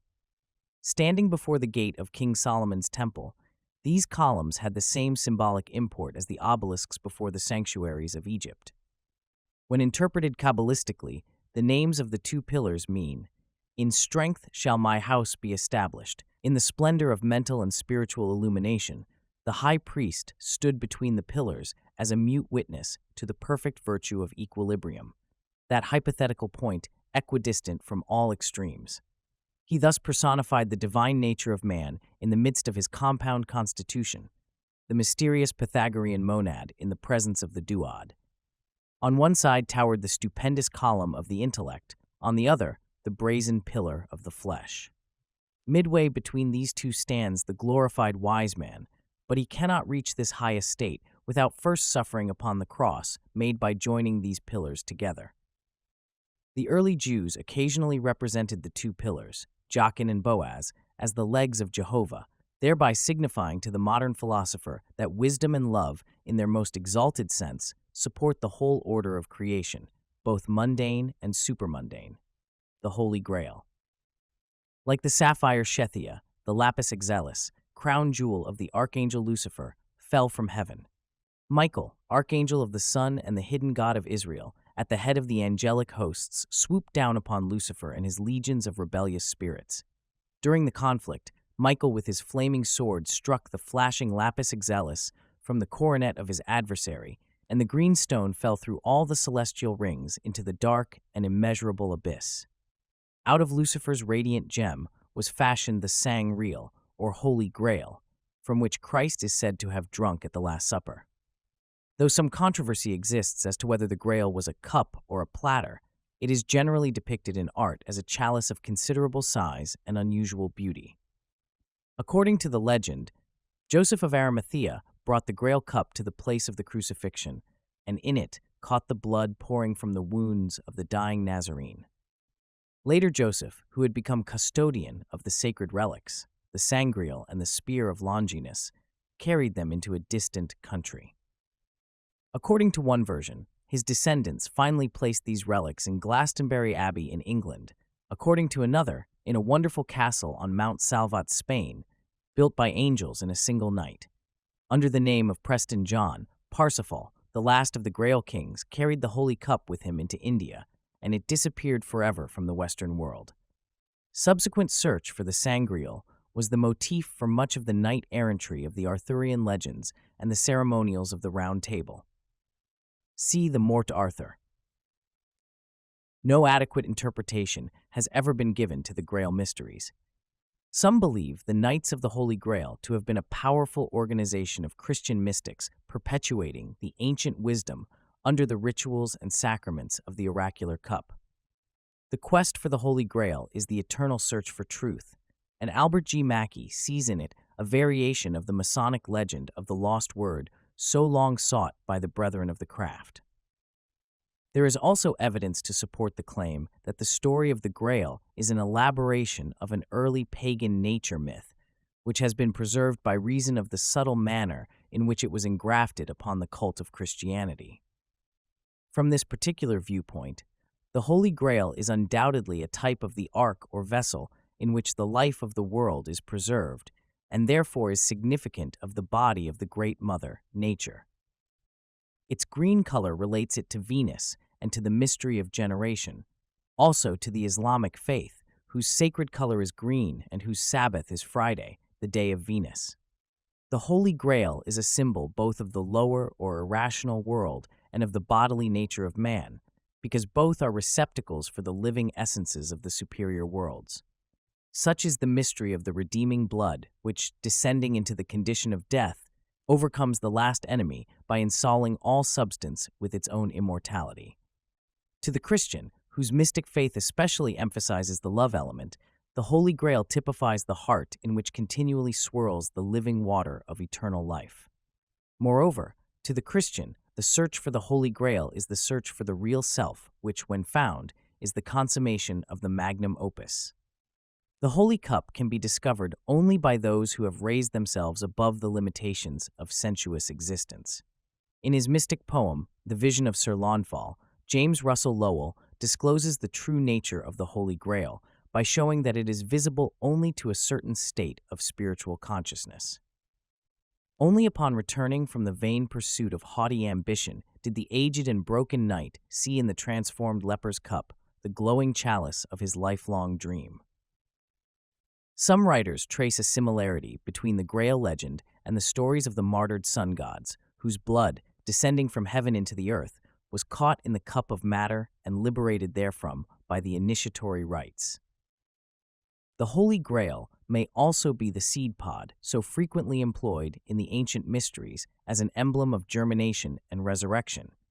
And if the cup-like shape of the Grail be derived from the flower, it signifies the regeneration and spiritualization of the generative forces in man. There are many accounts of stone images which, because of the substances entering into their composition and the ceremonials attendant upon their construction, were ensouled by the divinities whom they were created to resemble. To such images were ascribed various human faculties and powers, such as speech, thought, and even motion. While renegade priests doubtless resorted to trickery, an instance of which is related in a curious apocryphal fragment entitled Bel and the Dragon, and supposedly deleted from the end of the Book of Daniel, many of the phenomena recorded in connection with sanctified statues and relics can hardly be explained unless the work of supernatural agencies be admitted. History records the existence of stones which, when struck, threw all who heard the sound into a state of ecstasy. There were also echoing images which whispered for hours after the room itself had become silent, and musical stones productive of the sweetest harmonies. In recognition of the sanctity which the Greeks and Latins ascribed to stones, they placed their hands upon certain consecrated pillars when taking an oath. In ancient times, stones played a part in determining the fate of accused persons, for it was customary for juries to reach their verdicts by dropping pebbles into a bag. Divination by stones was often resorted to by the Greeks, and Helena is said to have foretold by lithomancy the destruction of Troy. Many popular superstitions about stones survive the so-called Dark Ages. Chief among these is the one concerning the famous black stone in the seat of the coronation chair in Westminster Abbey, which is declared to be the actual rock used by Jacob as a pillow. The black stone also appears several times in religious symbolism. It was called Heliogabalus, a word presumably derived from Elagabal, the Syro-Phoenician sun god. This stone was sacred to the sun and declared to possess great and diversified properties. The black stone in the Kaaba at Mecca is still revered throughout the Mohammedan world. It is said to have been white originally and of such brilliancy that it could be seen many days' journey from Mecca, but as ages passed, it became blackened by the tears of pilgrims and the sins of the world. The magic of metals and gems. According to the teachings of the mysteries, the rays of the celestial bodies, striking the crystallizing influences of the lower world, become the various elements. Partaking of the astral virtues of their source, these elements neutralize certain unbalanced forms of celestial activity and, when properly combined, contribute much to the well-being of man. Little is known today concerning these magical properties, but the modern world may yet find it profitable to consider the findings of the early philosophers who determined these relationships by extensive experimentation. Out of such research arose the practice of identifying the metals with the bones of the various deities. For example, the Egyptians, according to Manetho, considered iron to be the bone of Mars and the lodestone the bone of Horus. By analogy, lead would be the physical skeleton of Saturn, copper of Venus, quicksilver of Mercury, gold of the Sun, silver of the Moon, and antimony of the Earth. It is possible that uranium will prove to be the metal of Uranus and radium to be the metal of Neptune. Examples of Her-1ve, from Christie's disquisitions upon the painted Greek vases. The primitive custom of worshipping the gods in the form of heaps of stones gave place to the practice of erecting phallic pillars or cones in their honor. These columns differed widely in size and appearance.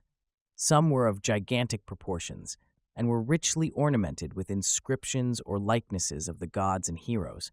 Others, like the votive offerings of the Babylonians, were but a few inches high, without ornament, and merely bore a brief statement of the purpose for which they had been prepared, or a hymn to the god of the temple in which they were placed.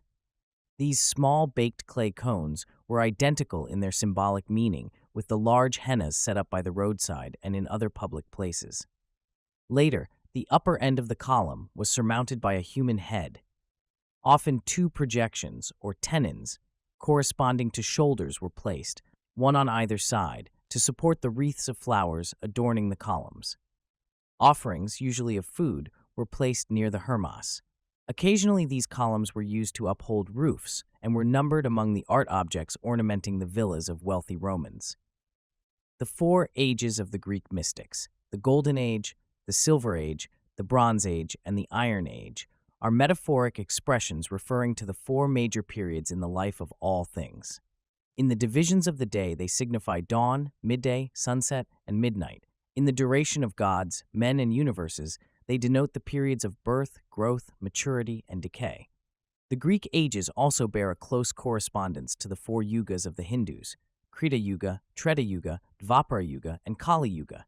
Their method of calculation is described by Ulamudayan as follows. In each of the 12 signs, there are white 1800 minutes. Multiply this number by 12, you have 21,600, e.g. 800 x 12, 2000 and 1600. Multiply this 2600 by 80, and it will give 1,728,000, which is the duration of the first age, called Krita Yuga. If the same number be multiplied by 60, it will give 1,296,000, the years of the second age, Treta Yuga. The same number multiplied by 40 gives 864,000, the length of the third age, Dvapara Yuga. The same multiplied by 20 gives 432,000, the fourth age, Kali Yuga. It will be noted that these multipliers decrease in inverse ratio to the Pythagorean tetractys, 1, 2, 3, and 4. H.P. Blavatsky declares that Orpheus taught his followers how to affect a whole audience by means of a lodestone, and that Pythagoras paid particular attention to the color and nature of precious stones. She adds, the Buddhists assert that the sapphire produces peace of mind, equanimity, and chases all evil thoughts by establishing a healthy circulation in man. So does an electric battery, with its well-directed fluid, say our electricians. The sapphire, say the Buddhists, will open barred doors and dwellings for the spirit of man. It produces a desire for prayer, and brings with it more peace than any other gem, but he who would wear it must lead a pure and holy life. See Isis Unveiled. Mythology abounds with accounts of magical rings and talismanic jewels. In the second book of his Republic, Plato describes a ring which, when the collet was turned inward, rendered its wearer invisible. With this Gyges, the shepherd, secured for himself the throne of Lydia. Josephus also describes magical rings designed by Moses and King Solomon, and Aristotle mentions one which brought love and honor to its possessor. In his chapter dealing with the subject, Henry Cornelius Agrippa not only mentions the same rings, but states, upon the authority of Philostratus Jarcus, that Apollonius of Tyana extended his life to over 20 years with the aid of 7 magical rings presented to him by an Bilal Blal, East Indian prince. Each of these 7 rings was set with a gem partaking of the nature of one of the 7 ruling planets of the week, and by daily changing the rings, Apollonius protected himself against sickness and death by the intervention of the planetary influences. The philosopher also instructed his disciples in the virtues of these talismanic jewels, considering such information to be indispensable to the theurgist. Agrippa describes the preparation of magical rings as follows. When any star, planet ascends fortunately, with the fortunate aspect or conjunction of the moon, we must take a stone and herb that is under that star, and make a ring of the metal that is suitable to this star, and in it fasten the stone, putting the herb or root under it, not omitting the inscriptions of images, names, and characters, as also the proper suffumigations. See 3 books of occult philosophy. The ring has long been regarded as the symbol of attainment, perfection, and immortality, the last because the circlet of precious metal had neither beginning nor end. In the mysteries, rings chased to resemble a serpent with its tail in its mouth were worn by the initiates as material evidence of the position reached by them in the order. Signet rings, engraved with certain secret emblems, were worn by the hierophants, and it was not uncommon for a messenger to prove that he was the official representative of a prince or other dignitary by bringing with his message either an impression from his master's ring or the signet itself. The wedding ring originally was intended to imply that in the nature of the one who wore it, the state of equilibrium and completion had been attained. This plain band of gold therefore bore witness of the union of the higher self, God, with the lower self, nature, and the ceremony consummating this indissoluble blending of divinity and humanity in the one nature of the initiated mystic constituted the Hermetic marriage of the mysteries. The Pythagorean signet ring. From Cartari's Immagini degli Dei degli Antichi. The number 5 was peculiarly associated by the Pythagoreans with the art of healing, and the pentagram, or 5-pointed star, was to them the symbol of health. The above figure represents a magical ring set with a talismanic gem bearing the pentalpha, or star formed by 5 different positions of the Greek alpha.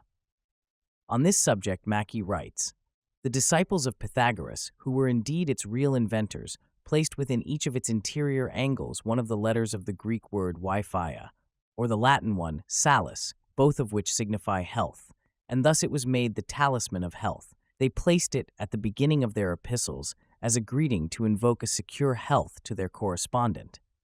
But its use was not confined to the disciples of Pythagoras. As a talisman, it was employed all over the East as a charm to resist evil spirits."